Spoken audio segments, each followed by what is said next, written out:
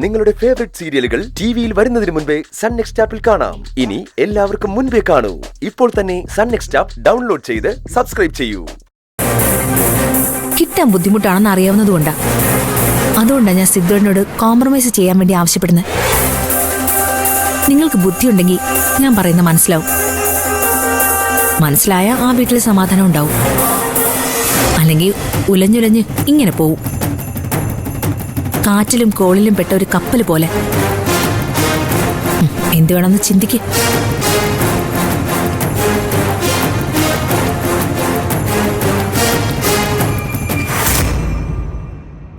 എവിടെ പോവാണെന്ന് ഒന്ന് പറഞ്ഞിട്ട് പൊയ്ക്കൂടെ?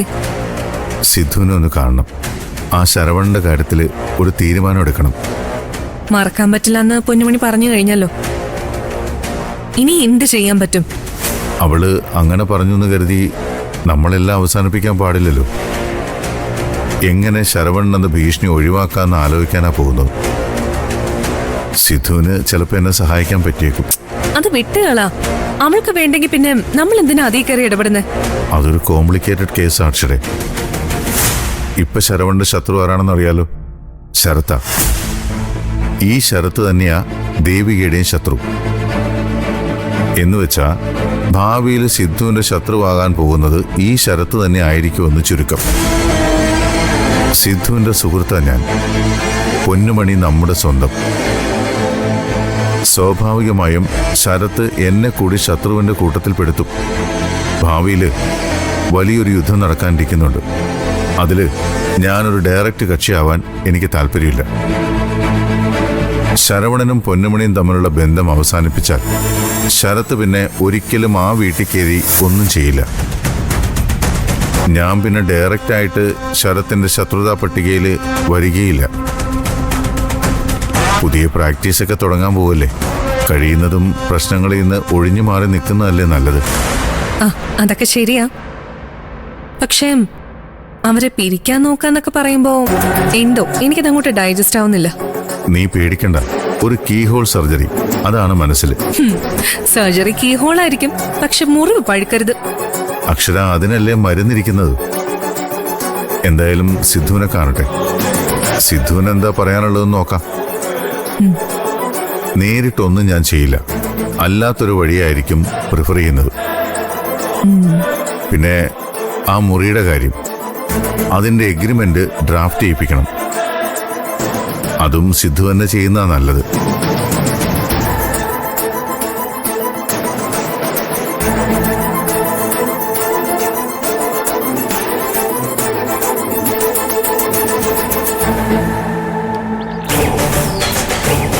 ചേട്ടനെ ഈ വീട് വിൽക്കാൻ ഏൽപ്പിച്ചത് അത് വേഗം നടക്കുമെന്ന് ഉറപ്പുള്ളതുകൊണ്ടാ. പക്ഷേ ഇപ്പോഴും വിൽപ്പന കാര്യത്തിൽ ഒരു പുരോഗതിയും കാണുന്നില്ലല്ലോ. ഞാൻ വേറെ ബ്രോക്കേഴ്സിനെ ഏൽപ്പിക്കണോ? 1-2 പേര് വന്ന് നോക്കിയിട്ട് പോയി. ജപ്തിക്ക് വെച്ച വസ്തു ആയതുകൊണ്ട് വാങ്ങാനൊരു മടി. ഒരാൾക്ക് പ്രോപ്പർട്ടി ഇഷ്ടപ്പെട്ടു, പക്ഷെ വില കൊണ്ട് ചേരുന്നില്ല. നല്ല വില കിട്ടുമെന്ന് വിചാരിച്ചിരുന്ന അത് കിട്ടിയില്ലെങ്കിലോ? എനിക്കിപ്പോ കാശിന് ആവശ്യമുണ്ട്. കിട്ടിയ വിലയ്ക്ക് വിൽക്കാം, അതേ പറ്റൂ. എങ്കില് അവരോട് ഇന്ന് തന്നെ വരാൻ പറയാം. പിന്നെ എന്നെക്കുറിച്ച് പലരും പലതും വന്ന് അന്വേഷിക്കും. ഒന്നും അങ്ങോട്ട് പറഞ്ഞു കൊടുക്കാൻ നിൽക്കണ്ട. ഞാൻ പറയില്ല. ഞാൻ മൊത്തത്തിലൊരു കുഴപ്പക്കാരിയാണെന്ന് ചിലപ്പോൾ തോന്നുന്നുണ്ടാവും. എന്നാ അങ്ങനെയല്ല. എന്റെ സാഹചര്യങ്ങളാ എന്നെ ഈ നിലയിലാക്കിയത്. നാട് മുഴുവൻ നടന്ന് കടം വാങ്ങിച്ചൊരച്ഛനായിരുന്നു എനിക്കുണ്ടായിരുന്നതെന്ന് അറിയാലോ. ആ കടം മുഴുവൻ ഇപ്പൊ എന്റെ തലയില. ജീവിതം ഇങ്ങനെയൊക്കെയാവുമെന്ന് ഞാൻ ഒരിക്കലും വിചാരിച്ചിരുന്നില്ല. ഒരുപാട് പ്രതീക്ഷകളോടെയാണ് ഞാൻ കല്യാണം കഴിച്ചത്. അതും ശരിയായില്ല. അതെന്ത് പറ്റി? തൽക്കാലം അത്രയും മനസ്സിലാക്കിയാൽ മതി. സ്ഥലം വിറ്റ ബ്രോക്കർ ഫീസ് ഞാൻ തരും. കാശിനു വേണ്ടിയല്ല, ഒരു സഹായമായിക്കോട്ടെ എന്ന് കരുതിയ. അച്ഛൻ ജീവിച്ചിരുന്ന കാലത്ത് ഞങ്ങളെ ഒന്നും ഒരു കാര്യത്തിനും അടുപ്പിക്കില്ലെന്ന് ചന്ദ്രയ്ക്കറിയാലോ. നീയും അങ്ങനെ തന്നെയായിരുന്നു. എങ്കിലും ആ ദേഷ്യമൊന്നും ഞാൻ മനസ്സ് വെച്ചിട്ടില്ലല്ലോ. വില പ്രശ്നമല്ലെങ്കിൽ കച്ചവടം ഉടനെ നടക്കും. നല്ല കാശുള്ള പാർട്ടി തന്നെ എടുക്കാൻ വന്നിരിക്കുന്നത്. അവർക്ക് ജപ്തി ഒന്നും ഒരു പ്രശ്നമല്ല. എന്നാ എത്രയും വേഗം അവരോടൊന്ന് വരാൻ പറ.